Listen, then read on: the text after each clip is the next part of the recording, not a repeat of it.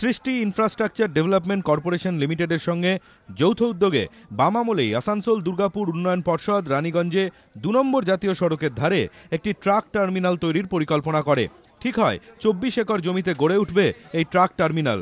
কিন্তু শুধুমাত্র truck terminal অর্থকরী দিক থেকে লাভজনক হবে না বুঝে পরিকল্পনা বদলে এখন হাইওয়ে হাব তৈরির সিদ্ধান্ত নেওয়া হয়েছে।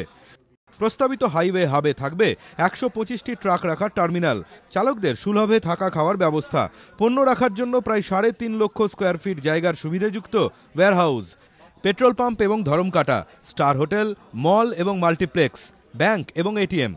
শুধু ট্রাক টার্মিনাল করে কোনো ডেভেলপারকে তো পোষাবে না কি আমি ৫ কোটি ১০ কোটি টাকা ১৫ কোটি টাকা দিয়ে খালি ট্রাক পার্কিং বানিয়ে দিলাম, তাহলে পয়সা আসবে কোত্থেকে? কে দেবে পয়সা? এখানে গভর্নমেন্ট তো ফান্ডিং করবে না।